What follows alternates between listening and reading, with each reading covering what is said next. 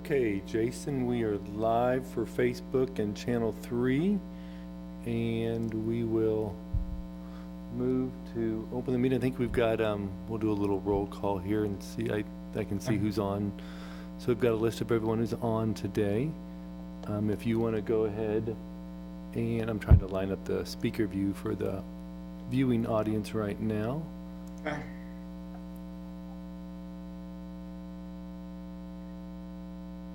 And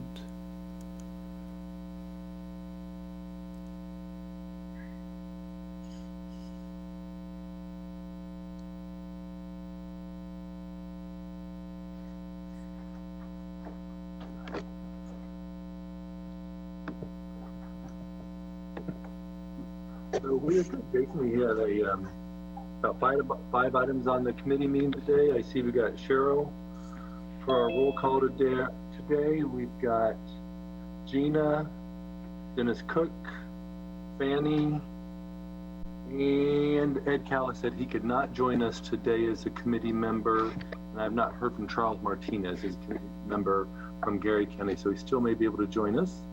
And then you'll see on your screen for the participants that we do have Vivian Uccello and Teresa Moeller, who will be doing a presentation for the committee today. Okay. So we can jump in the schedule, but Jason, I'll turn it over to you if you have some opening comments for the subcommittee. No, just welcome everybody. I just got off another call, and Bob Koppel was on that call as well, and so I volunteered to get off and get this meeting started.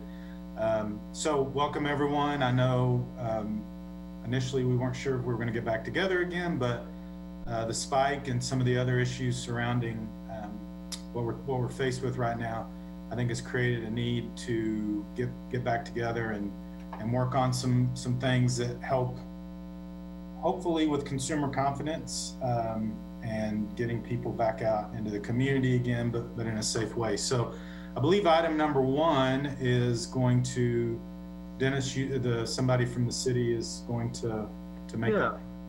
Yeah, I'll tee that up for a second. Since some of the first discussions of the task force, there's been a lot of conversation around communication and how can the task force help promote some of the communication in the community. But also we've had a lot more from the subcommittee meetings here, the last two that we've had since this is the third one. But from our subcommittee meetings and then the larger task force, there's been this desire, how can we help businesses and other organizations in the community to promote the safety measures that they're taking related to the pandemic? How they can maybe publicize that, but also put out expectations, let their customers know, or people they're interacting with, let them kind of know what are the practices that they are putting in place within their establishments. And so we've seen some models, one of them being the City of Lawrence has a model. And so Vivian Uccello from the City of Manhattan Public Information Officer, she's really kind of taken that concept and seeing what we can do to put some of the Manhattan focus on that. And then Teresa Moeller from our city Parks and Recreation Communications work has done a lot of our graphic on some of this stuff as well. And so Vivian and Teresa will walk through a little presentation.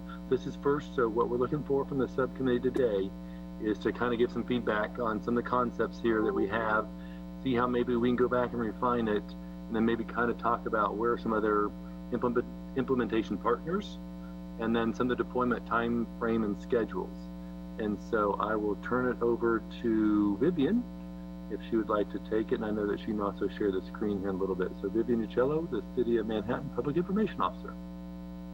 Hi, thanks so much for letting me be part of this meeting today. I know that this group has been really busy, and you guys, I wanted to express my gratitude. You've done a lot of work, and it's clear that you are making every effort to do the right thing for the community, to keep people safe and to keep businesses open and running and protect livelihoods. So what we want to do today is give you some more tools to make that possible. And as I've been tuning into the Recovery Task Force meetings, it's come up several times that kind of in an ideal situation, there would be some sort of inspection or ranking or verification process for local businesses, so a consumer could have confidence when they approach that I know that this business is taking all of the necessary precautions and following guidelines. So I will be safe, as safe as people can be under the current circumstances, if I choose to share my business with this location.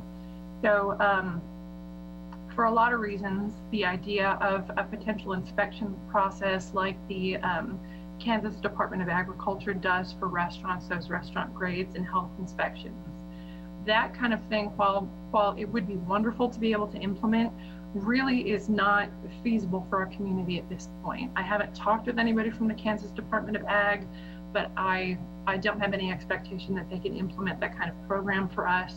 So I started trying to think, what could we do instead to both give businesses and consumers the tools that they need to shop in places that are deemed safe, that are following the safety guidelines, that admittedly continue to change and evolve as we learn more about the virus and the situation. So the process has been difficult, and we want to try to step in and give as many tools to you guys as we can. So I started to think, well, some sort of public pledge. If a business owner and employees were willing to sign a set of guidelines, make a promise to follow these specific things, and then we could celebrate that publicly and then give them tools to be part of a larger campaign, then that would be great. And as I started looking around, there were a lot of other locations already doing this. I'm just going to go ahead and share my screen really quick. Teresa was kind enough to come up with some graphics for a potential idea, and that's part of the thing that I would like your feedback on today, both the idea of whether or not this might be a concept you want to explore for the community, this idea of making a promise, making a pledge, making a public declaration of what a business is doing to keep customers and employees safe, and then also the look of the campaign that might accompany that. So I'll walk through really quick. It's not going to be hopefully a very long presentation, because I know that you all have a lot of things going on. So as we looked at different titles, we felt like MHK Safe and Open was a good place to start, because you take the action to stay safe so businesses can remain open. And was I able to successfully share the screen here? Or is it still? I don't believe I did. Yeah, I don't Try see that it. again. There we go. There it is. Okay. Okay. So again, the background, your input, the community's desire. We've also heard residents express a desire for some sort of published list so that they could verify the safety of a business before they went. And of course, the overall need to protect the health and safety of our community members while also protecting their livelihoods. These are some of the sources we went to for inspiration.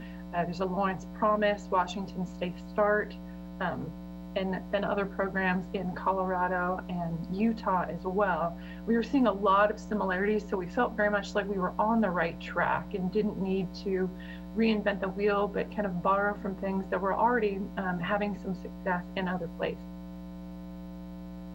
Again, goals, give people tools to keep customers, employees safe, create this network of support and community collaboration, so we have that sense of we're all working together toward a common goal, and really kind of move out of that realm of assigning blame or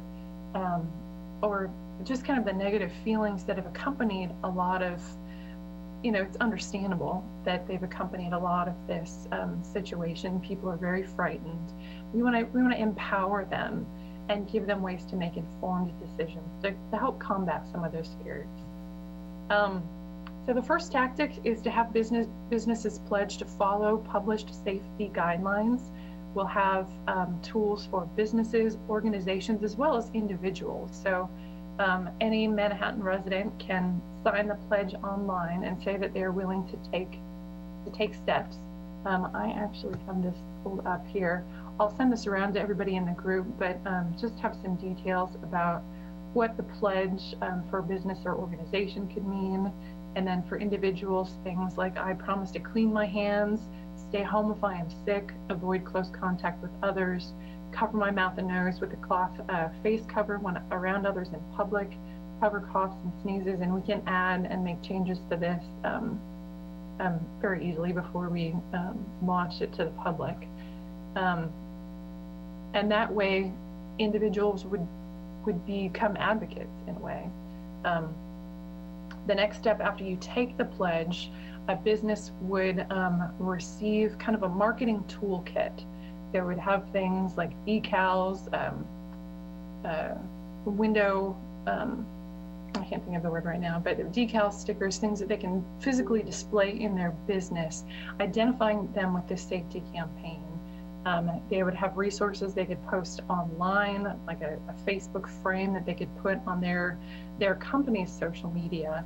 And then we would in turn offer them some marketing support by adding their logo and a link to their website on a central website, and then on a separate social media page that would be associated with this campaign.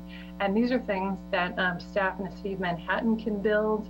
If we are responsible for that build, the page would live underneath the umbrella of the City of Manhattan, so it would be located at something like cityofmhk.com/safe and open, and the resources would be housed there. We of course would need support from all of you to help communicate this message, send people there, sign the pledge, send your logos to be added, but the logistics of it for the build could be managed very quickly and without additional cost by city staff. So that's something to consider. We would need some help moving forward with distributing the printed materials to businesses who made the pledge, and with keeping up with kind of social media content and curation. But we can discuss that later. And again, the individual take the pledge, they would also receive kind of a care package of marketing materials they could use, however much money we wanted to devote. If there's a t-shirt, stickers, bumper stickers, that would be determined kind of by the budget of this campaign, and then make them safety advocates for the community. So one concept that Teresa came up with, and I might, if Teresa, if you're willing to talk about this, please jump in. First, MHK Safe and Open, and we would have kind of a website where people could take the pledge.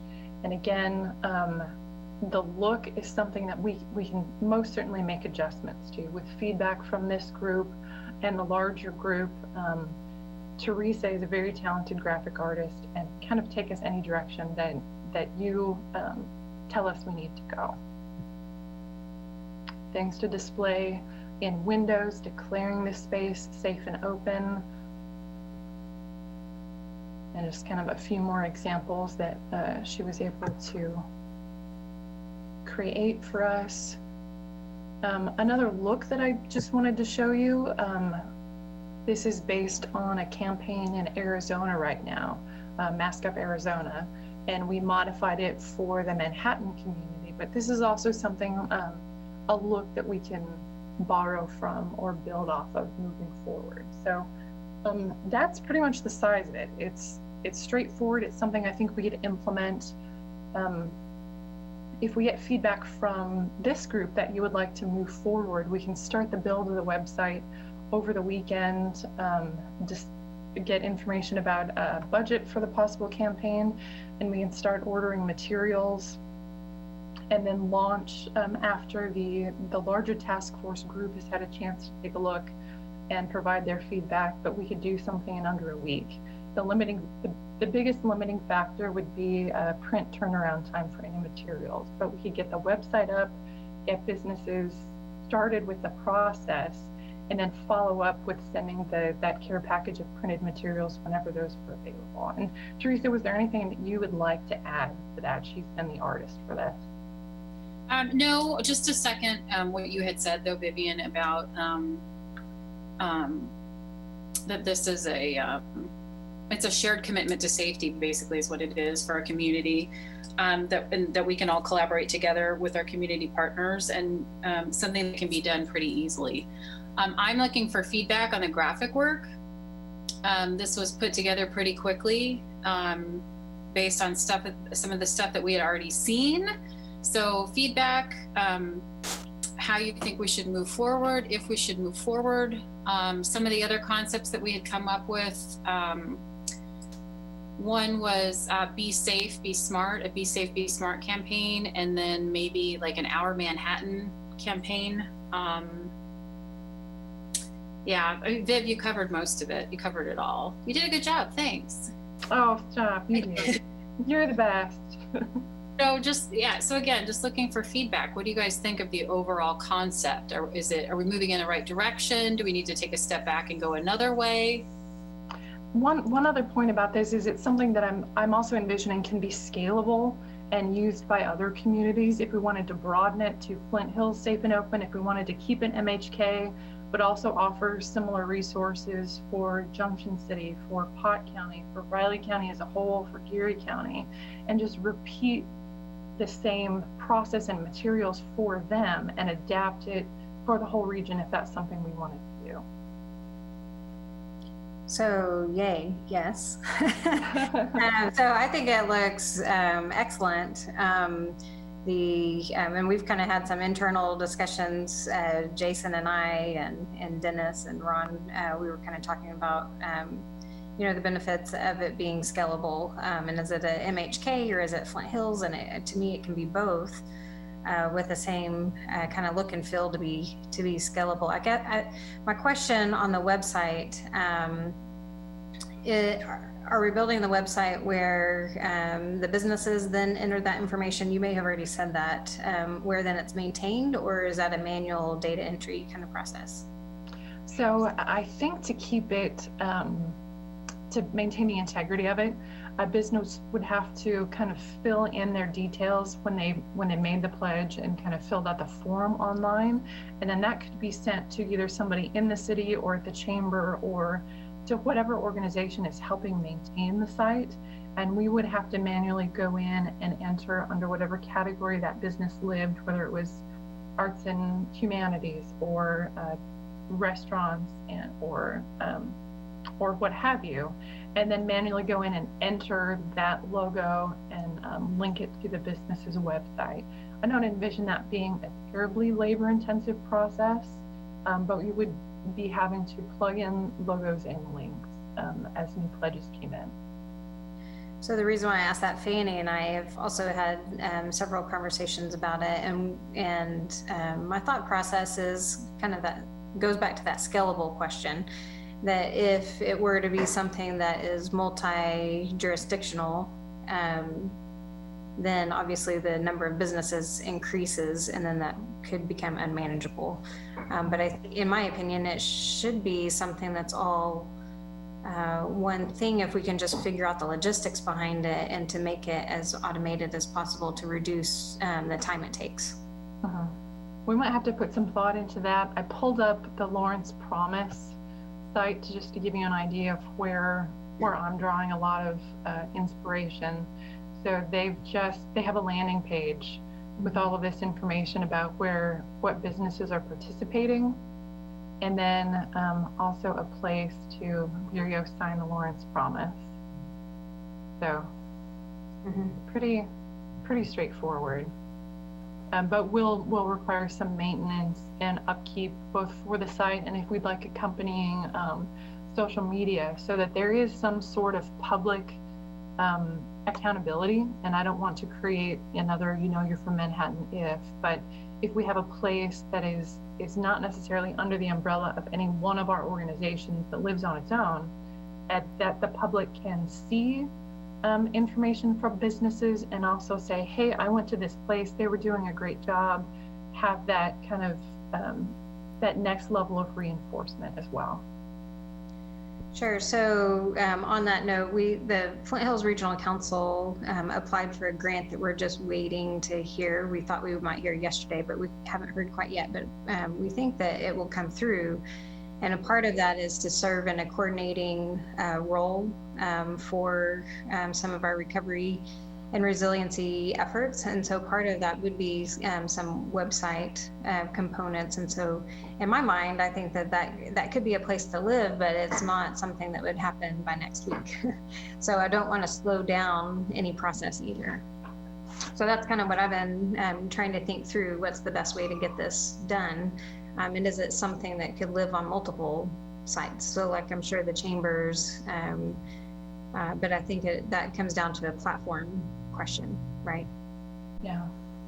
And if it's something we wanted to potentially buy a domain name for and host a separate site, like a WordPress site that multiple agencies could potentially have access to update, that's something we could also look into. And we could, again, I think Teresa and I can be responsible for that initial setup, and then maybe hand it off once you learn about the grant approval, and do it that way. Well, WordPress is what is used for the Region Reimagine site, and it is something that that we're looking at to use for the Flint Hills Regional Council as well. So in that way, that would be compatible. I'm not sure what the city and other platforms have. The chamber, the Manhattan Chamber, on their main site, that doesn't happen to be a WordPress platform, but you have the Region Reimagine platform. So correct, yeah. So Dennis, maybe you can help me. Do we think any of this will qualify for CARES funding? Yes, that's the intention, is that public awareness campaigns, other things should qualify for CARES funds. And so yes, so we do think that we could have a healthy budget for this. And so yes, we would build upon that expectation. And would you all manage that then at the city, or would you do an RFP, or how would you want to manage the operations? Well, for this particular one, we think that the need, if we're doing the internal with Vivian and Teresa's support, or if we're going to, I know Charlotte reached out to me from the chamber, or Christy, I think between these three organizing bodies that we can coordinate that development of the website and the campaign, where we would see some expenditures, and Vivian, you can weigh in, is that we would probably just need some type of firm to actually do the printing, kind of the publicity care package kind of things. And so we really just see that as not necessarily a graphic need, or it's more about placing orders. And so I think depending upon the volume, if we do it, of course, region-wide, which would be our intention, we don't have a sense yet of what that volume would be across the 3-county region. So I really don't see why we say we will have a healthy budget for this. I actually don't see that we may need a significant budget if we're just looking at printing expenses and other promotional materials. Vivian, anything you want to add to that? I very much want to embrace this idea of regionalism, but I think we can do that in a way where we start where we can start and add on pieces as other communities become interested. So it probably makes sense to create a separate website platform rather than do it under the cityofmhk.com site, or create a standalone, and then add on pieces from other communities if they decide they want to participate. Yeah, I think that makes sense. I have a question for Vivian. With the, as you look at the other cities that have something that you're describing, did you see anything for like radio or PSAs, local television, anything like that? Or is it all social media and printed materials? Sky's the limit. This can go any and everywhere. It's just the limiting factor is really budget. And it sounds like we might have some money to back this. And I think we start where we start, and then we keep growing it. But I think a presence on any available media would be a good thing. And I do want to add, and we'll have more information for the task force meeting, but Cheryl, what you're talking about is a more comprehensive public awareness campaign. And so I know some of it's been started with Lisa Sisley and some others, Meadowlark Retirement Communities, and some of the masking with President Myers and some other things. And so some of that's going on, but we are talking from the City of Manhattan perspective, can we use again some of this CARES fund to do a larger public awareness campaign? And so how we can put these efforts in tandem, we're talking about that, and that's why I said we'll probably have some more information for you and the entire task force next Thursday, where it will encompass what you're talking about, Cheryl, about more of the print media, billboards, whatever else we can do. We think we can come up with a robust program, Manhattan and region-wide. That's good.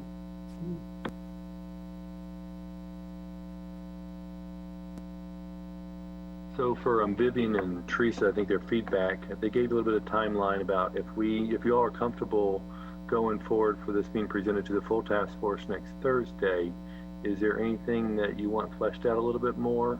Or is there, if you're comfortable with the logos, I think the logo looks good. If there's something you want to change in the logo or some of the graphics, give some more feedback on that. I think understand just a simple pledge. I don't know if people can understand the concept of how individuals and organizations and businesses, so we like that it's a well-rounded concept. But if there's any feedback you want to provide on kind of those three categories, individuals, organizations, or businesses, certainly weigh in. Otherwise, kind of what you all heard today, we'll ask Vivian and Teresa to present next Thursday. And we may, like I said, we'll have some more information between now and then. Things move fast, so we'll have some more information between now and next Thursday. I think I'll just add one more thing. The grant that we're waiting to hear on, we kind of got a verbal approval. So it's just kind of the written approval that we're waiting on. And a part of that is to develop a regional recovery and resiliency plan. And then obviously the Flint Hills Regional Council is even beyond the 3 counties that makes up the Manhattan Area Recovery Task Force. There's going to be quite a bit of activity in a new website for Flint Hills Regional Council. So I don't know exactly how it lives, or if it can be, like you said, shared on multiple sites. To me, that's the most powerful. But I don't know from the technology end how all that works. Sounds like you might know, Vivian. That's good. My first instinct is to say it needs to live in one place, but then have links on all of these other sites. Even any participating businesses, you might add to, put this icon on your website and have it link back to the larger, so people can find out more about safety practices and what they can do to be part of the solution. Yeah, I think when you sign up for the pledge, then the automatic can be, okay, and here's your digital kind of package that you can now put on your website and your social media, but just have it as a response to them signing the pledge. Yeah, I think we have a lot of options technology-wise to make this happen across the 3 county communities. And of course, I'd hate to put Dennis or Gina on the spot, but the task force, and there are several members in particular who keep talking about, is there a sign? Is there something for the window? Is there public display that we can identify for people to do or utilize so the customers know and feel confident going into those businesses? And so I think the graphics that we presented today kind of get at that, but I want to make sure it doesn't fall flat with the Aggieville area or the downtown area. If we can see that this could be utilized or would want to be utilized by some of the local businesses. But again, we also have other audiences. We have individuals and we have organizations. So Dennis or Gina would certainly welcome some of your feedback about, would this be utilized? Okay, well, I'll go. Yeah, we have produced something on our own, but it doesn't. But us being separate and independent is not really the way we want to go. We have just produced something because we hadn't done anything yet, and basically it's a welcome to Aggieville. Here's what our bars and restaurants are doing. Here's what we expect or hope for out of our customers, and we've had a pretty good response to walking those around and asking people, if do you want this? Will you put it up? And yeah, they do want something like that. So I think it would be easy for us to flip that over and tie in with everybody. I think it's a good idea. Okay, so we'll keep running with it. If nobody has a problem with the look of it, we will continue kind of along that same vein and develop additional materials in time to kind of display for the larger community next week. Or if you do have feedback along those lines, let us know and we can make adjustments. Edith, go ahead.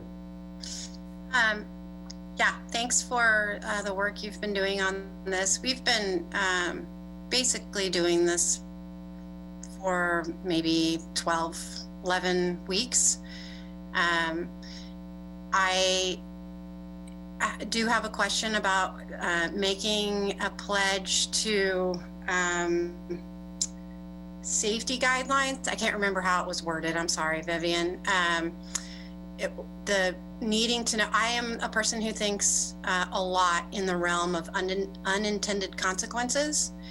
And I like to flush those things out. So I would like to know what the safety guidelines are that would be part of the pledge. I'm assuming that's what that is. It's like I'm pledging to be a part of, and I apologize if you guys have been talking about this while I was with my dad in Florida. And can you send that to me? Yeah. Thank and you. I thought I had sent it. You I might meant to have. send it to Dennis, but I don't know if we were just kind of having a back and forth, or if we had We'll get it out. We'll fleshed get it out yet. So how does it more relate- information behind How all does this relate to the document we approved a month ago? Is this similar? It's based a lot on that, on the Opening with care. thank you. Good. Okay, and then I know you're trying to get enough information to be working on this over the weekend, and I really don't see any real significant hurdles, but I do need to I need to poll and make sure that, I don't want to say that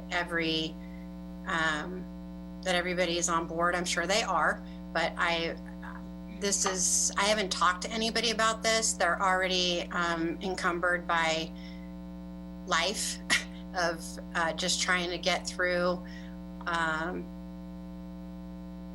everything that changes on a daily basis. And so I just want to make sure that I talk to the businesses.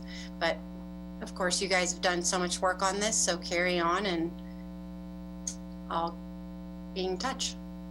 And this, hopefully, none of the things on this list should come as a surprise. These are things that have been in the realm of guidelines for quite some time, and it's just kind of restating and hopefully making it a little bit more, a little easier to digest for the public, that these are in black and white, the steps. And I know this is what we tried to do with the checklist. And I think this is just kind of the next evolution of that same concept. So, but absolutely, and you guys can take a look at the details of the pledge, and we do want your feedback about that. And then it would, of course, be up to each individual business whether or not they choose to sign the pledge. So there's lots of ways. We don't want to strong arm anybody. The goal is to have it be just be a tool. So. Okay. I think you guys have done some great work, and as you said, the next step along, and it sounds like the content of what's been signed is going into more detail as far as what does safe mean, what does that look like, and then just having that symbol would be the next step. So I appreciate your work and this sense of urgency for moving forward with it.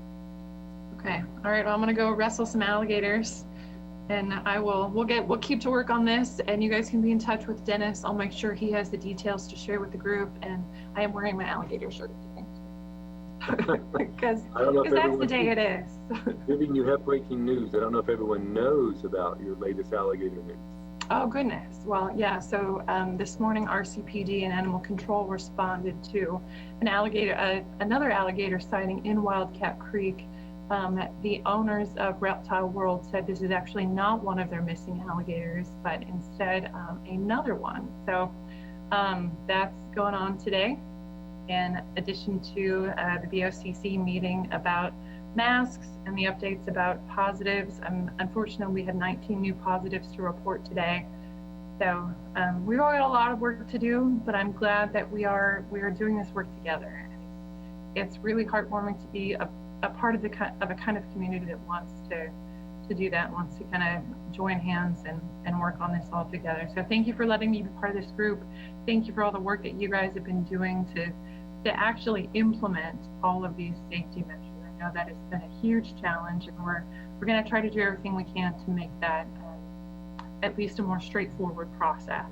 So thank you. I'm going to jump out, and Dennis, let me know what else you need kind of after this. So everybody, thank you. Yeah, thanks to you, and Teresa, certainly thank you for your work so far.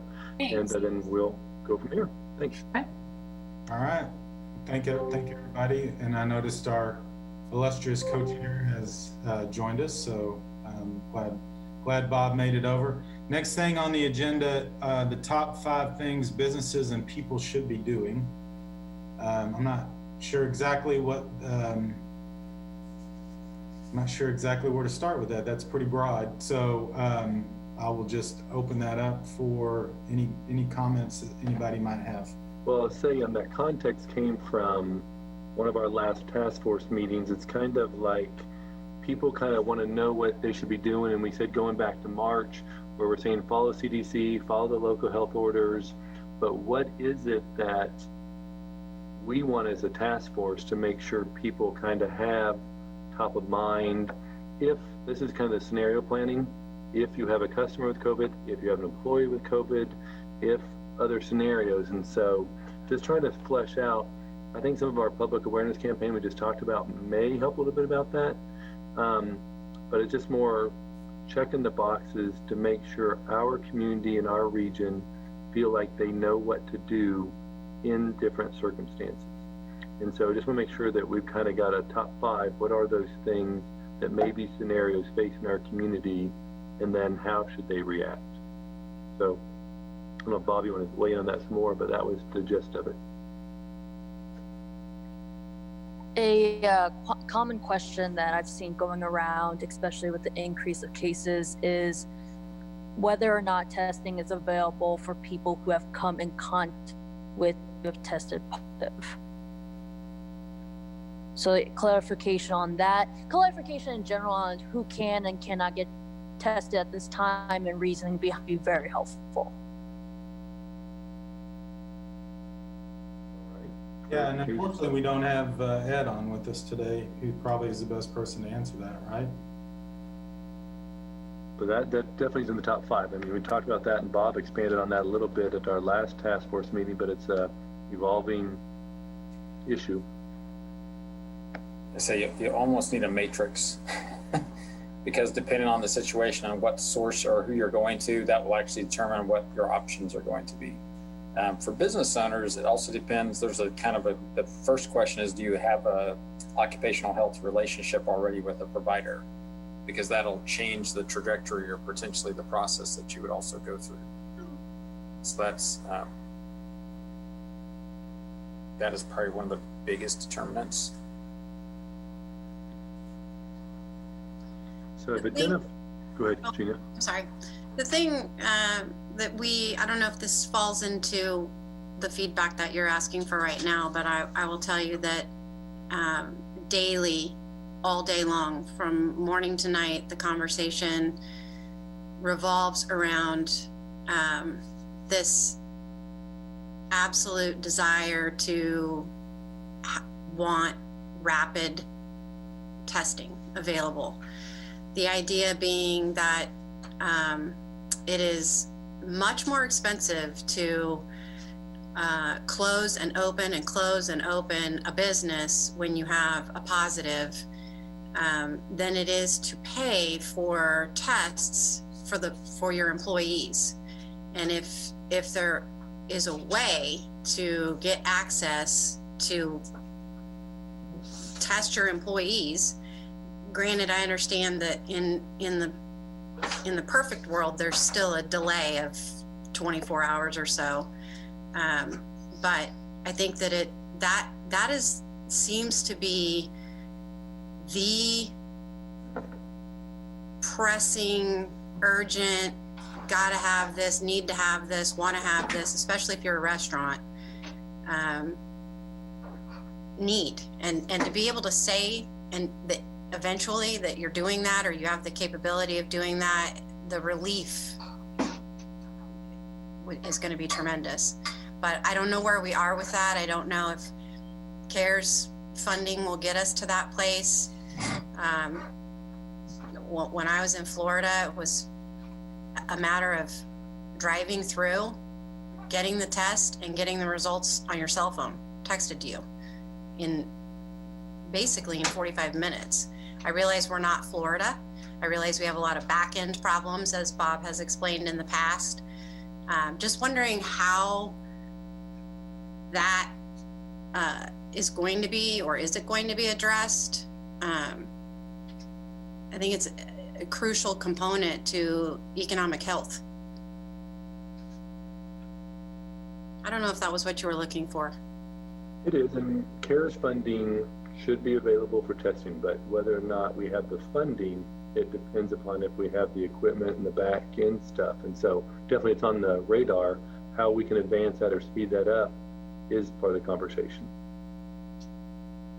A large part of the conversation. But yeah, so definitely I've got the three things: testing, if employees exposed. We haven't talked so much about if a customer is exposed. Are there any other two pressing issues that are top of mind for businesses or others? And I went back to testing, and Bob, I know you can weigh in on this. I know K-State has kind of communicated what they are able to do with their BRI and their vet med. So there's, I think, some more information to come out about their capabilities down the road.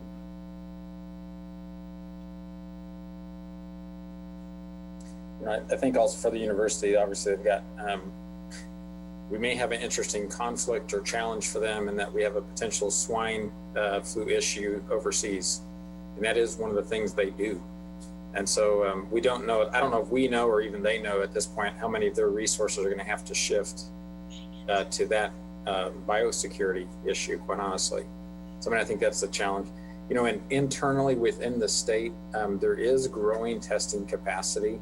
And a piece of this is almost literally weekly, somewhere somebody's getting more equipment and more test kits. And so we're kind of seeing that slowly build. The problem is getting it sufficient that you can have a 24-hour test turnaround. And then again, you have to remember also what Ed had talked about, I can't remember, a week or two ago. If you actually test too soon, you're going to get a false negative. And so, I mean, I think that's part of the getting people to understand too. They say, well, I got exposed last night. Well, you probably need to wait a few more days before you get swabbed, or else you're just wasting your time, money, and we're wasting a test kit. So I think there is part of that, just awareness of kind of what the process needs to be. But the ability to do testing is significantly, it's different now than it was 2 weeks ago. I mean, that's how fast things are actually changing. We have, Ascension Via Christi, just in the last week, we've started to do, we're not doing them here locally because we don't have the materials, but we're actually collecting some of the test kits now from some of our local clinics and pushing them either to our labs in Wichita or in Tulsa. We can get it at most, it'll be a 48-hour turnaround. Most of them are much less than that. We didn't have that capacity in our health system 2 weeks ago. So that's kind of we're all playing catch up a little bit, but as we're able to expand those capabilities, then it's going to be able to get closer to what Gina is describing, I think. And it's probably been, 2 weeks ago that we were talking about this, Gina? I can't remember. Things are all blurred. But I mean, it is kind of building that piece by piece. The question still is, though, who's the priority? And how do you tell a business owner, we're going to test this business owner's employees first because we got capacity for X number a day. We're going to do theirs first and you're going to have to wait. I do think that's still kind of a piece, maybe, Dennis, of how do you prioritize the needs? I still go back to one of our original questions, which was what we're, I think, trying to answer is what would be helpful to businesses. And I don't know if, one thing that if we can improve the testing, if we can, I think, have some guidelines that everybody's going to live within our community, like wearing a mask or what have you. I think those are actually two huge, big steps. And then I don't know, I guess there's still what else, either from an education or resource standpoint, would actually be helpful to people. Because while we do have access to the CARES money, a piece of it is we've got to ask. And so what is that ask? I know when the chamber was distributing the mask back in June or late May, Jason, were we able to give like 20 to a business? I mean, it's some like a pack. Yeah. Well, there were some that were packages of 20, some were packages of 10, and so we gave them out in 10 increments. Do we need 200 a business? Yeah. what is it that we need? Because I think part of it is we just got to make the ask, and we'll either get the funding for it or we won't. But yeah, what's helpful to the folks on points, what's helpful to the people around town, is that sufficient? Does it need to be 2,000? I guess we just really have to get to some of the numbers, I think. I think with regards to the mask question, we probably will know a lot more here in the next few hours. Yeah. Yeah, exactly. And at that point, yeah, I think, I mean, if the order stands, I think there's going to be an absolute demand for it. I know it's very expensive to get them now. So if there's a way to come back quickly and say, yeah, we're going to need this in downtown and elsewhere, I'm sure we probably, I mean, I find it a little bit difficult. I would find it a little bit difficult initially to have that kind of mandate and then not be able to sort of supply your citizenry initially. Not everybody is going to have quick access to masks. So if it does become a mandate, then I think we should try our best. I know we're buying them at $50 and $60 a box for, 50. It's crazy. So yeah, that's important to me. I think those things, the education piece, certainly the testing, if masks become a mandate, absolutely crucial to the purpose of staying open, keeping the public safe as possible and informed. That's the whole point of what we're doing here, is to try to keep our businesses open and healthy and not sliding back towards any further restrictions or detrimental restrictions.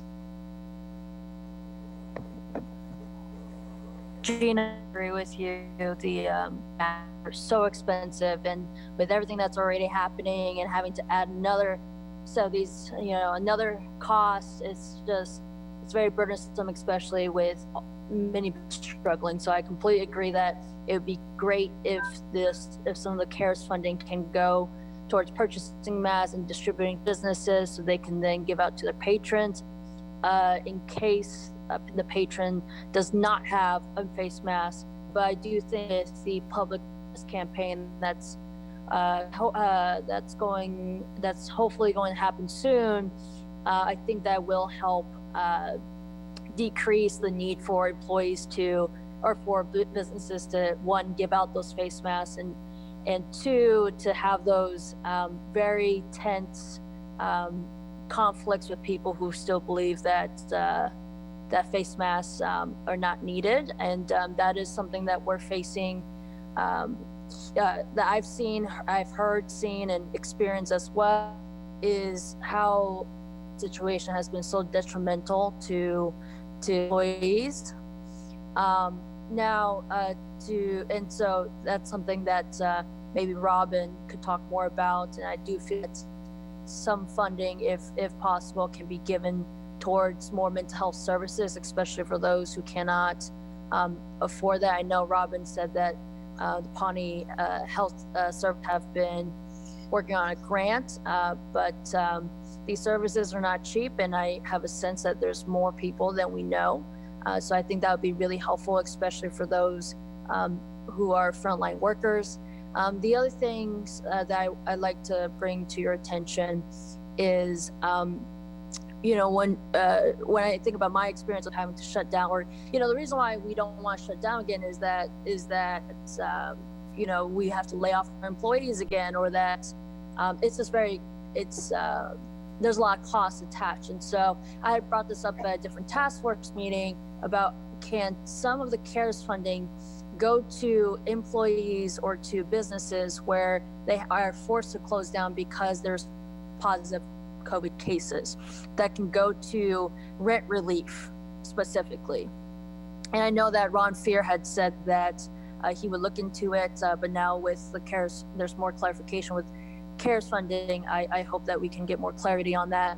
The other thing is, and we've had this happen at the Asian market, is that there are some people who have medical limitations when it comes to masks, and so clarity on exactly how to handle that. I don't know. I know that there's been these fake cards that have been going around saying that, you know, they have a medical condition. I don't know what we can do as a city of Manhattan, as a region, but I do think that, for example, and Ed spoke on this too, is that his autistic child may not be comfortable in wearing that. So clarification on exactly how can businesses handle that would be great. And the last piece that I have is how do businesses communicate with their community, with our community, when there is a positive case? I think a lot of that also is about just you know, so it's PR, and also just providing assistance to business owners to let them know that they're not alone, and that this is a very understandable situation, because I feel that when there is a positive COVID case, it almost feels like it's a scarlet letter on us, and so helping businesses ease that tension and concerns on communicating that. Fanny, thanks for mentioning mental health, and I'm sort of eavesdropping on this conversation. I'm not actually a member of this task force, but I was interested in hearing what the conversation was, particularly in light of the fact that the regular meeting was canceled today. But as a business operator, I do have had some interesting observations to make. We just reopened our doors to the public yesterday. And so we had all of our offices were locked to the public from April 6th until yesterday, except for our Crisis Stabilization Center. And we were prepared to have masks available to hand out to people who might come into the office who didn't have their own masks. And what we found was most people came with their own masks. And we did hand out some masks to clients, but most people were prepared already. And I do think that the more active we are about communicating or educating about masks to the public, that what we'll see probably is that more and more people will have their own masks. And so hopefully that would be a mitigating factor for businesses with having to purchase masks, because as it's been pointed out, they're quite expensive to be purchasing, especially if they're being used as consumable items, and they're items that businesses, whether they're for-profits or non-profits, have not figured into their operating budgets. And certainly it cuts at any revenues or profits that can be made by businesses if they're having to provide those supplies. You know, there are I expect that we will have some clients for whom wearing masks could be problematic. You know, in mental health, depending on how seriously ill a person is at any given moment, they may not understand what the benefits of wearing a mask are. They may, because of their mental illness or the acuity of their mental illness, be incapable or unwilling to cooperate with that, and we're just going to work with that. I think too that there are some folks for whom, because of histories of abuse, whether it's physical abuse or sexual abuse or domestic violence or emotional abuse, just the act of putting on a mask across their face can sometimes symbolize an effort to try to silence them or to stop them from being able to use their voice in some kind of a way. So there are going to be mental health issues that are going to have to be addressed. Whether our county or city decides to go ahead to honor the governor's executive order or not. These are just dynamics that we're going to have to deal with. I think sometimes the back and forth and that adds to the anxiety of the whole community as we try to just navigate through all of this. But I do appreciate when you and others remind us all of the impact of this on our mental health, because it's significant. And so thank you for that. And thanks for letting me eavesdrop in on this conversation and then actually including me in it.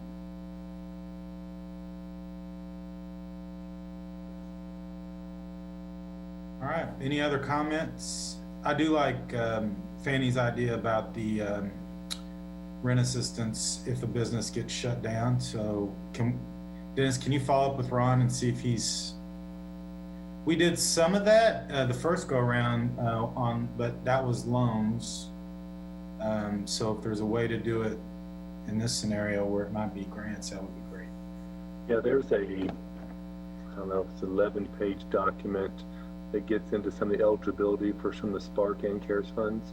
And so we're going through that now. And so we'll have a better idea about some of the eligible expenses. Perfect. We can report back. This is my weekly reminder. There are masks available for individuals at the United Way, I believe Tuesdays and Thursdays from noon to 3, I believe. And then we do have some available for businesses. They're disposable, and you can call our office and get on a list. So.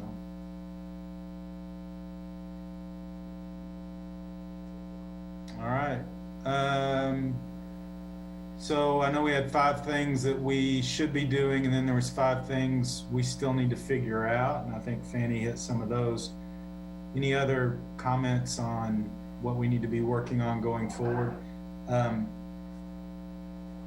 do know, and Bob was on it longer than I was, but I was privy to a call right before this, and from a public service campaign or an awareness campaign. I think it looks like potentially there could be a Fort Riley, Kansas State, City of Manhattan, and local businesses consolidation of that effort. And so I'm hopeful that we'll have some more news on that maybe next week. I don't know, Bob, if they talked any more about that after I got off, but. Actually, so there was some discussion after you had to move over to this call, Jason. I think actually it was enlightening for me to understand the steps the base has been going through to try to protect basically their ability to do their job, which is to be able to be deployed. And so just a little different than the rest of us. But really the steps that they're taking, and really they are asking for our help, and really it's across the 3 counties. Because they obviously have people who live off base, but they're just as dependent upon our retail and other businesses for their people, because they want them to have a good quality of life. They want them to have a good experience being here in Kansas at Fort Riley. So, I mean, I think just now we just got to kind of try to keep everybody on the same page and get that support built to do that. I think we are going to be, they're going to be doing some investigating to see if we can access any of the CARES funding to help pay for that, because it'll just time really is of the essence, and so they're trying to get that determination hopefully within the next week, so we would know, and then we could potentially get something rolling here very quickly, again using some of our local agencies, kind of tying into the work that we've already been doing with the 2 firms, with the other PSA information we've pushed out. So all right. Any other thoughts or comments about any of that? So number 4 is how to support the state mandatory mask order. Is this, do we need to move forward with that, or because I guess we'll know at 4 o'clock whether it's gonna. Yeah, I think it'd be a little premature until we know exactly what the order is, and then how each local county in our 3-county region responds to that. And then, of course, the city's taking this matter up on the 7th, I believe. Is that right? Yes, it's scheduled on the 7th. I think this afternoon, Riley County, tomorrow morning, Potawatomi County, and I can't remember when Jason or when Garrett County was going to have their meeting. Or not, Jason. It might be Monday. I don't remember for sure though. Christy, do you know? Christy might know. That's the one I don't know. I knew Pot County would talk to Dee, and Pot County was tomorrow at 9. They're meeting to have that discussion. But I don't know about Geary. I asked her the same thing if she knew, but I haven't heard. And there will be a new order July 6th. So, and that'll come from the health department. And that's, the current order is going to expire actually, so they've got to have some sort of either continuation or change the verbiage or do something. Apparently the Geary County Commission has met today and they have exempted itself from the governor's executive order, opting to encourage masks instead. Okay. That's latest news as of now. Okay. All right. The last item on our agenda is the criteria or candidate items for Spark funding. We've already talked about a few things, which is obviously the first item we discussed, the MHK Safe and Open, the PSA campaign, masks, Testing. What else? Testing. Yeah, we said testing. Yeah, obviously testing. So yeah, that's good. So like I said, we'll have more conversations with the full task force when we have some more eligibility ideas, but I think those 5 that you just listed off seem to be the priority areas. See what we can do to generate some resources towards those 5 areas. But Dennis, when you just mentioned what Geary County has decided to regarding masks, and I was thinking back to our discussion about the Safe at MHK, and Christy, you were asking, you're talking about regional. So that's where, it's kind of confusing, I guess, or, you're in Geary County, then it's optional. You come across county line, then it's, maybe required. So with our messaging even, that's kind of hard to, I think it'd be ideal to be inclusive for the region because you have people who live and work in one or both. So that's just going to be, another challenge that, I guess as we're communicating and working on communication that goes out, whether it's Fort Riley, Geary County, Pot County, Pottawatomie County, Riley County, is when there's a different guideline for each area.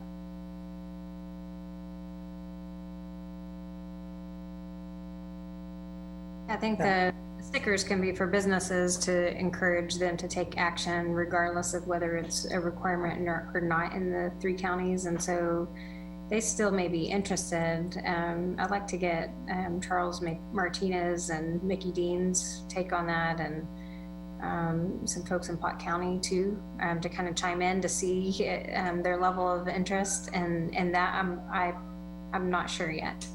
But to me, I think it is scalable if they want to be. Right.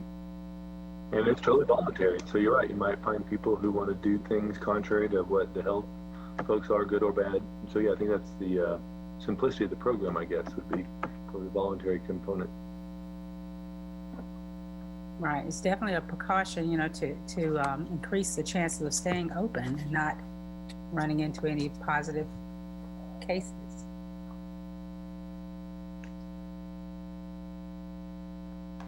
Okay. Anything else that we need to think about? Gina, you have a comment? I have a question. Just because I think I'm going to get this from 1 or 2 people, possibly. So if the situation becomes that we're not mandated to wear masks, and then we have the safety guidelines pledge, how does it flush out for, is there going to be language in this safety pledge that says you have to wear a mask I'm wondering how business is going to enforce something that could be on the safety pledge that isn't a mandate like in the city or in the state currently. Do you understand what I'm saying or asking? Yeah, actually, yeah, I think. So, and maybe it's just a clarification from Dennis. Is the safety pledge just for the business and the employees, correct? It's not, you're not pledging to make customers wear them, or what exactly is it? Well, every business will have to determine their level of need, meaning if you're going to, if a dentist's office wants to do the pledge, they would have masks for their customers as well. So it depends. There's different categories, and different businesses have different requirements. The hospital, they're always wearing it. They can pledge to ask their customers to put on. Yes. But not. How do we delineate that? I know. That sort of puts some sort of responsibility or negative, maybe, responsibility on a business. If I don't know, I guess I'm not 100% sure in my mind how this is going to work as far as what you, where is there a unintended shaming piece to this? If you are a business and you say don't wear masks, and so does that mean then you don't get the sticker? So then that's the scarlet letter? Or no, the impression is what we have to make sure we understand. What does a pledge, what's safe and open mean? And it may just mean we're committed to taking some additional steps. I don't think if one business chooses to use masks and another doesn't, one gets a sticker, one doesn't. So I think just a universal acknowledgement that they're aware of COVID issues and how they can prepare and plan. I don't think the sticker means who's wearing masks and who's not. And so that's, you're right, that's a good clarification point that we've got to first say, the pledge is just broad and we want to make sure we have an open and safe community. The degree to which a business contributes to that, or an organization or an individual, will be then delineated on their own. Whether it's true or not, I think it's pretty obvious in the public sphere that masks versus no masks in some people's minds makes you safe or unsafe. So if we have this social media piece or this page or a place to leave a comment, you can essentially then, as a member of the public, just, here I am wearing my unintended consequences hat. You can then go onto this page and say, I had an awesome experience at ABC and I had a horrible experience at XYZ because they weren't wearing their masks, or they didn't require everybody, their customers, to wear masks, or whatever the situation would be. So I'm just wanting to make sure that we don't unintentionally do small business harm this way. I understand that the whole point of this is to do the right and good thing. I 100% get that. But where you have people, you have differing opinions of what is right and good. And I just want to be careful that that the scarlet letter doesn't work the other way too, to Fanny's point of, you might get a positive case and you're wearing this, it feels like you're going to wear the scarlet letter, and this could, I don't know, could it potentially lead to sort of the same kind of thing? I don't know. I need to work it out in my head. I think I'm sorry, Dennis. I think that the concerns you're articulating are valid, and they are what we're left with when different governing authorities can't get on the same page with each other about what it is that we're expected to do.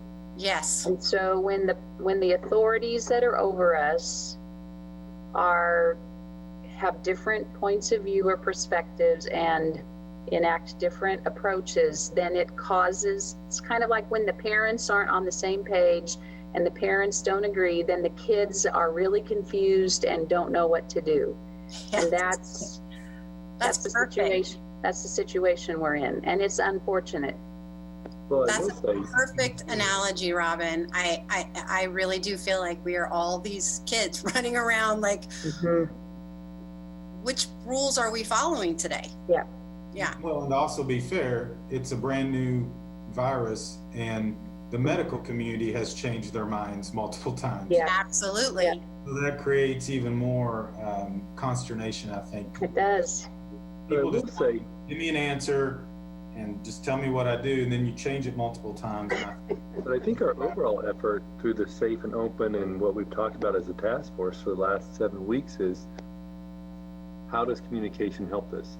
We're communicating the expectations of the business owners, the organizations, what information is a business doing.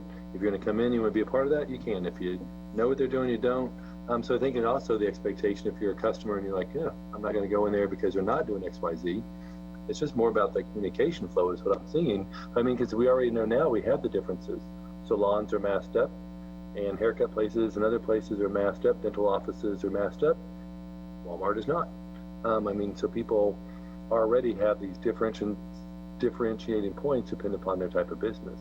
And that's not going to change. I think it's just a matter of communicating, and hopefully we're finally, I think, honing in on how can we promote that better communication.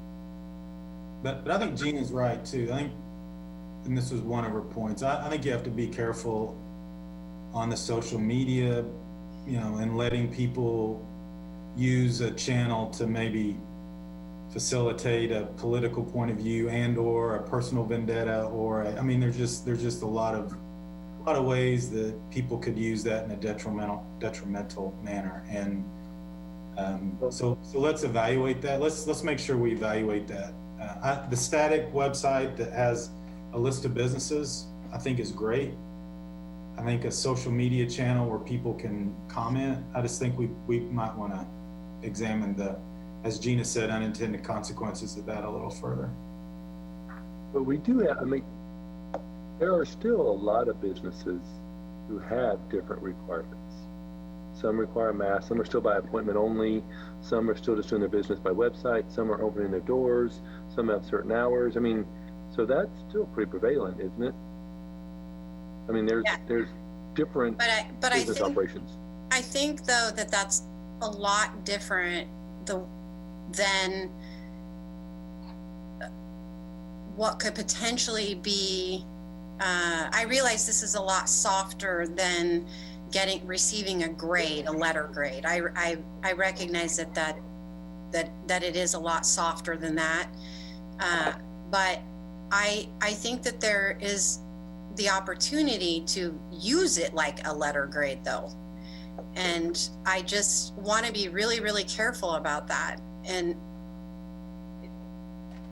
Gotcha. Okay, Jason was following you. I think you reiterated what I was thinking very well. Thank you. I think it's a great point. Well, and as we talk about the mass conversation, while we have the governor and the counties kind of weighing in today and this weekend, like we said, the Manhattan City Commission has it on their agenda for next Tuesday. Yeah. So it'll play out before our Thursday task force meeting. Yeah, it just, I have, you know, obviously with everything going on, and I'm sure Gina has too, and Dennis has too, and others have. I mean, when you talk to small businesses, there are people, it's split down the middle. But what is not split down the middle is we don't want our employees to have to be the enforcement arm of this. And that's, I mean, that's where you ran into trouble in Stillwater, where, you know, they put an ordinance on and repealed it by the end of the day because literally someone said, I'm going to get my gun and come back and shoot you. You know, those are the things that, but the other side of that is, you know, we don't want to have to kick customers out because they don't, I mean, you know, they're just concerned about the enforcement. And I know the city debated a lot of that Tuesday night, and I know that's still not been laid out, I think, by the state. But I think we shouldn't create a program that also creates some sort of expectation like that as well. And that's, I 100% agree with that. So how do you think we help people understand kind of the reality of what happens? Because you can look, and we're probably 2 weeks or so behind Florida, Texas. just from a trajectory standpoint, how do we help people learn from what's going on there and be a little more proactive about maybe doing simple things, not being abusive to people? That's not going to change what's going to happen, quite honestly. There's nothing, I mean, there's nothing to be gained there, but how do we help people understand that we're on a path that if we don't do something, we already know where we're going to end up? Yeah. I mean, to me, again, I think we all struggle with that because it's common sense to us. That's us, though. How do we help people kind of reconcile that I may have to make this change, or this change? We put visitation restrictions back in place at the hospital last night. And it's about protecting staff, and it's about actually protecting the patients. Because we already know what's going to happen about 2 weeks now, just because of the positive counts. And so we know what's happened because we watch what happens in our industry. We don't want to be, where they're closing places again in Texas and Florida. We just don't want to do that. So how do we make a change now so that we're not faced with that in the middle of July? I mean, to me, the answer is so simple, but it'll never happen. And that is for extraordinarily strong leadership across the board to come out and take a position and have a unified voice. Otherwise, it's back to what Robin was saying earlier, where you have all of the kids running around wondering who they're supposed to listen to. I mean, to me, that's what this feels like. Because again, you have a set of people all across this region who feel one way and the other side feels the other way. And I think, unfortunately, from the beginning, it's been mixed messages. And so we're all sort of, what do we do? What do we do all the time now? So I totally get what you're saying, Bob. I don't know what the answer is without a shift in messaging and leadership from the people who make the decisions. And in addition to that, it's just how do you get them to really, what do you have to say to get people to understand the impact it's having? Do you say we have 19 more cases today than we had yesterday, or whatever that number, whatever that is, the reality, because individuals still feel like things are opening up and it's not going to impact certain ones, or now we even have a trend of people saying, well, let's just go ahead and get it. You're going to get it anyway, so let's just, go ahead and just let it happen. And we don't want that to be the mindset. So what is it? It's just, how do we communicate that, something they can hear or see, to really understand that it's going to continue and it's going to get worse if we don't just pump the brakes and be safe. So I don't know if it's that, and that's why we go back to the PSAs. When we first started this subcommittee, we talked about communicating to individuals so that they understood how important it was to continue the safety measures they were doing when there was a stay at home, or when we first really took notice and decided, okay, we need to change something, whether it was around spring break when the students did not come back to K-State after the spring break, and then when we had the stay-at-home order. And as we started to open up in phases, then one of the things this committee talked about was making sure that individuals understood how important it was to keep doing what we were doing. And the reason why we were able to start opening in phases is because taking safety precautions, but to stop would put us in the current situation or worse. Yeah. I hear you. Well, I do think it's a PSA in marketing, but what is the one thing that we all can rally around, whether individuals, organizations, or businesses, and that's we want to stay open. And I think we've seen from the Aggieville businesses that have chosen to close or whatever based upon some test cases. We know business owners are making decisions whether or not they can keep their doors open, what we saw with Harry's. But I really do think the one thing that unites us right now is we all are very interested in staying open. And how we do that for a PSA or marketing or whatever, that might be the one thing that people can resonate with. Dennis, you got something? Dennis Cook, sorry. Yes, sir. Thank you. I was having a conversation with a city commissioner yesterday and then a county commissioner last night. And I guess my thoughts on that is, I was been in the sales business all my life. And I said, I just try to equate it back to something that I'm very familiar with is when I was selling something, we would talk about the features and the benefit for what you're getting why you should be buying this from me.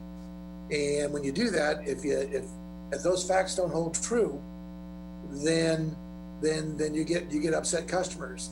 And I said, and it's nobody's fault, but what we were selling at one point was, if you don't do these things, people are going to be dying. People are going to be dying all over the place. The idea was this is a pandemic, and people had a vision of the plague, of people dropping dead on the sidewalks. We couldn't be able to handle this.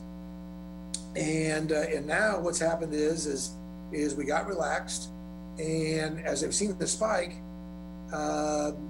you're seeing a large round of people with headaches, and I'm not trying to downplay it, to the health people, but I'm saying what has happened is we have a whole group of people who are this group that we're talking about, 18 to 25 or whatever, who are not buying, are not believing what we just sold them. And so we've got to go back, and going back with the exact same message is that, that these are the things that are going to happen to you. It's going to be terrible for us. What we need to do is talk about the PSA message, as I think are right. We can try to make wearing face masks a very acceptable thing. It is in some states. It is with this age group in some states. But we just need to be talking to them about this is good for everybody, and it will allow our businesses to stay open. And the fear factor of constantly saying that you're going to kill your grandmother is not playing well with this group. So I think our message is fine, but we got to. It's just that message on that feature and benefit of it. Maybe we need to jump on the fact that we've got the Independence Day coming up. And just as I'm listening to us talk about that question of what is it that we all have in common, because it seems like we are just a country divided on so many issues. We could all recount all the issues that we're divided on currently, and the virus certainly is one of them. But Dennis, you mentioned just that the one thing we can be united on is wanting to be open. Well, after you said that, a thought that came to me was one thing I think we can all be divided on, or that we can all be united on, are the concepts of life, liberty, and the pursuit of happiness. Yeah. And if we could maybe build a campaign around this notion of life, liberty, and the pursuit of happiness, we each right now maybe have different ideas about how we get to life, liberty, and the pursuit of happiness. But I do think that is something that all but maybe an extreme fringe of people would say, yes, those are things that are important to all of us. And now what can we agree on that will help get us and move us towards that? I don't know, just a thought, something to chew on. Okay, and I know we're running out of time, but I would say that I think that's a great point. We're also taking a look at it. I had a meeting today. We have a chance of selling this as a fashion accessory. I'm meeting with them, and we're going to talk about using the right colors. And if we want to do everybody else will have a problem with this, but if we want to sell down here, make Aggieville great again masks, give them a reason to buy it and wear it. And it may have to be a little bit of an assortment of colors, because you don't always wear the same outfit, and I may want a dark one, I may want a light one. But I think if we need to give them the right message, but also make it fun and enjoyable for us to go get it, that's what we're going to try to do. I think that's a great point. I think it's a lot different wearing something that has a logo that you like or whatever than wearing a plain white. I agree with that. So. Yeah, we've Well, I talked. put something in chat about. Go ahead, Cheryl. Go ahead. Well, I put something in chat about maybe we should use the term face covering, because I mean, I know we have the mask. I know some may be, that tightness and fitting may, is better if it's appropriate, but I can't think of whatever the item is that you pull up over your face. It has a name. It's a gator. Gator. Okay. That was one. And as Dennis was saying, like something that is more of a fashion statement. And then also, we've seen the data as far as what, how it lessens the possibility of contracting the virus if one person's wearing a mask versus both persons. And just because, we know there are a lot of myths out there and misleading information, but maybe we need to come back and really show the data that shows here's the probability of you or someone else not contracting the virus if everyone is wearing protective face coverings when you're in the public or in a crowded area. So just backing up, taking a step back. Now that we have more information from the medical field and from scientists to say, here are the facts, fact versus fiction. Hey, one thing just came to mind. So actually, talking about a fashion statement, I happened to be in the Kansas City airport this week and saw someone wearing a K-State designed mask. So it's a good conversation starter for like-minded folks, so it's nice to see. But back to the testing, I'm gonna jump back a second. My understanding is that some Red Cross or blood donor folks are doing the antigen testing when you donate blood. And so I think that actually may do two motivational factors: encourage people to donate blood while we need it now, but also there is a way to get a little bit of more information from testing through blood donation. I don't know if that's something that's going on in our local community or if that's another community. So it's something that we can pursue as you talk about testing as well. Red Cross is doing that now. Who is Red Cross is doing that locally? Donate at a Red Cross blood drive, you'll have that done. Really? It's good information. That might help. It's a better bargain than the free t-shirt. I'm just telling you. Well, as we're winding down here, Jason, Bob, I think we've covered our agenda. Anything to kind of close with before we move on? Okay. Nope, we'll pick this up more and have a little report out for everyone before the task force meeting, the full task force meeting this Thursday, July 9th at 2 p.m. All right. Thanks everybody for Happy 4th, Independence Day. Have a good weekend. Thank you, everybody. Bye. Bye.